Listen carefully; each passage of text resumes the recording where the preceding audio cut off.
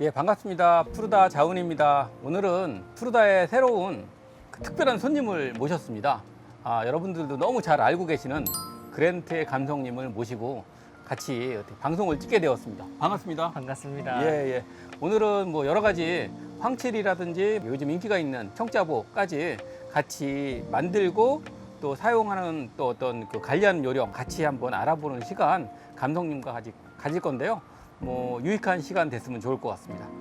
이제 지금 앞에 보면은 되게 작은 식물들이 되게 많거든요. 예. 제가 실내에서 식물을 키우다 보면은 항상 난관에 부딪히는 것 중에 하나가 식물 막 이렇게 테트리스 하다 보면은 큰 식물들이 많아지면 많아질수록 공간이 작다 그죠. 보니까 많이 키울 수가 없고 너무 커져버린 식물은 다른 데로 보내야 될 때가 생기더라고요. 그렇죠. 그래서 이럴 때 필요한 게 식물을 작게 유지하면서 건강하게 키울 수 있는 방법이 있으면 좋겠다고 생각했는데 이게 사실 어떻게 보면은 분재의 그런 요소들하고도 같이 접목해서도 키울 수 있을 것 같긴 하거든요. 예, 지금 딱 봤을 때부터 조금 신기한 게 필레아가 원래 크게 자라는 식물인데 그렇죠. 이렇게 작은 화분에서도 예쁘게 건강하게 자라고 그 파키라도 원래 엄청 크게 자라는 나무인데 그렇죠. 이렇게 작은 화분에서도 충분히 이렇게 키울 수 있다는 게 조금 신기해서 네, 그래서 혹시 이런 부분도 설명해 줄 수 있는지 궁금하거든요.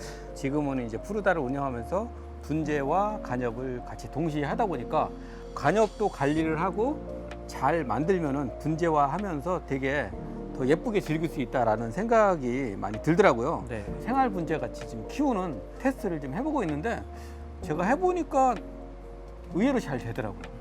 그래서 이제 그런 노하우를 한번 공유해보는 시간을 좀 갖도록 할 텐데요. 네. 일단은 필레아 페페 같은 경우는 원래는 이 크기잖아요. 네. 그죠? 근데 이제 여기 보면은 이렇게 작게. 요렇게만 키워도 사실 집에서 충분하거든요. 네.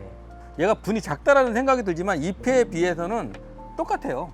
얘는 잎이 크니까 화분이 큰 거고 얘는 잎이 작으니까 화분이 작다라고 볼 수 있는데 반대죠. 그래서 분을 작게 쓰거나 또는 그 잎의 수를 줄이면은 거기에 맞게 뿌리를 내리고 잎도 작게 만들어지더라고요. 제가 테스트를 해보니까.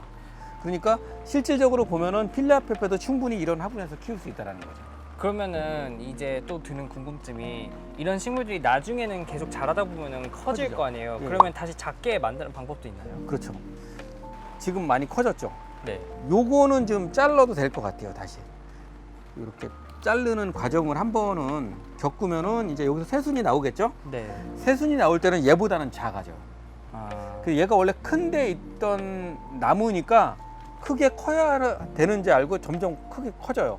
근데 그걸 계속 줄여 나가다 보면은 얘가 이 화분에 적응을 하면은 잎도 작아집니다. 어느 정도까지는.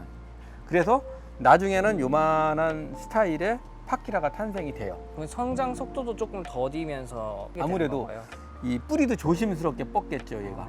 요것도 굉장히 오래된 나무인데 이제 백일홍이라고 요즘 여름에 꽃을 피우는, 얘도 좀 크게 자라는 거죠 원래. 원래 백일홍 엄청 큰 거 아시죠? 네. 조경수로도 많이 하는데 이 줄기가 굉장히 오래된 거 한 7, 8년 된 겁니다. 그러니까 그만큼 고태감이 쌓이면은 줄기고 가지고 나이가 들면은 성장 속도가 느려져요. 그렇겠죠? 그러면은 이렇게 작게 키우다 보면은 분갈이를 해야 될 시기가 오긴 하잖아요. 그렇죠. 그럴 때는 어떻게 하나요? 분갈이 올 시기가 되면은 그때는 이제 통상은 작은 나무들 같은 경우는 1년에서 2년에 한 번 정도 봄에 해줍니다. 거의 10년 정도를 계속 뿌리를 정리를 해 나가면은 새 뿌리가 나오고 새 뿌리가 나오고 그런 식으로. 뿌리를 정리하고 위에도 그러면 정리를 하겠네요. 그렇죠. 위에도 정리를 이렇게 해주고 그러면 어느 정도로 정리를 해야지 다시 아마 반 정도, 50% 정도는 털어내요. 뿌리가 예를 들어서 요만큼 있으면은 위에 있는 나무도 요만큼을 남겨두고 그렇죠. 정리하는 거예요. 그러니까 TRU라고 이 트리랑 그 뿌리랑 그 비율만 같게 하면 돼요. 그러니까 뿌리를 70% 자르면은 위에 가지도 70%를 자르면은 얘는 성장하는데 아무 이상이 없는 거예요. 왜냐하면은 밑에서 빨아들이는 잎이 30%밖에 안 되지만 소화하는 잎도 30%밖에 없기 때문에 전혀 문제가 안 되는 거예요. 그래도 뿌리를 90% 털어도 잎을 어느 정도 덜어주면은 이 TR율이 맞기 때문에 성장하는 데는 문제가 없습니다. 왜냐면 어떤 사람들은 그러더라고요. 식물은 아무데나 심어도 크게 심으면 다 잘 자란다 이렇게 말씀하시는 분들도 계셔가지고. 그런데 이 큰 화분에 심을 때 단점은 얘네가 이제 미꾸라지가 자기네들끼리 있는 것보다 메기가 있으면 더 긴장을 해서 튼튼하고 건강하고 살아남은 애들은 잘 살듯이 얘네들도 화분에 있을 때랑 땅에 있을 때랑 통상 보면은 땅에 있는 나무가 오래 살 것 같지만 우리가 관리해주는 그 화분에 있는 나무가 훨씬 더 오래 삽니다. 여기다 거름도 주고 소독도 해주고 네. 뭐 이런 거를 하다 보니까 얘는 병충해도 안 오고 또 나름대로의 뿌리 발달도 되게 팔방으로 예쁘게 뻗기 때문에 일반 그 산에 있는 나무도 오래 살아요.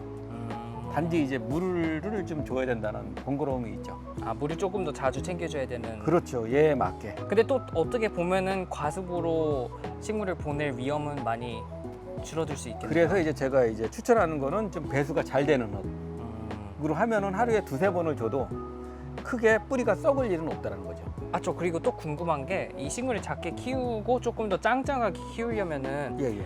이거는 이렇게 식물을 키우다 보면 여러 사람들하고 소통을 하게 되잖아요. 예. 그러면 이제 분재원은 아니더라도 살짝 분재 스타일이 많은 그런 야생화집을 가면은 보통 마사토 같은 걸로 이렇게 되게 약간 이런 돌멩이들로만 예, 섞여진 예. 그런 흙에서 자란 식물들이 조금 더 웃자라지 않고 짱짱하게 그렇죠, 나온다 그렇죠. 이렇게 말씀을 하시고 상토에서 나온 식물들은 조금 더 그 마디 약하죠. 간격이 길게 뽑는다 예. 이렇게 하는데 그게 실제로 키우면 그렇게 되나요? 일반 상토에서도 이렇게 잘 자라긴 하는데요. 네. 이거 같은 경우는 이제 물이 잘 빠지니까 그만큼 또 잔뿌리들이 많이 나긴 해요. 물을 자주 주니까. 상토는 매일 주면은 어때요? 뿌리가? 계속 젖어 있고 과습으로 썩어요. 썩죠. 예. 그래서 사실은 집에서 나무를 죽이는 경우가 말려서 죽이는 것보다 많이 줘서 지금. 과습으로다가 잎이 끝이 타거나 이런 게 다 거의 99% 과습이거든요. 근데 이런 거 같은 경우는 하루에 10번을 물을 줘도 과습이 될 일이 없습니다. 왜냐하면 자기가 필요한 양만 남아있고 다 빠뜨리니까. 그러면은 이제 물을 계속 주면서 영양분도 많이 빠져나오고 애초에 이렇게 돌멩이로 심어놨으면은 예, 예. 영양분이 많이 없을 거라고 생각이 드는데 그럼 거름을 자주 챙겨줘야 되나요? 이렇게 키우면. 그렇지는 않습니다. 저 같은 경우는 봄하고 가을에 한 번씩만 액비나 아니면은 알거름 같은 걸 놓아주면 됩니다. 그렇게만 해도 식물은 물만 잘 주면은 충분히 잘 자라요.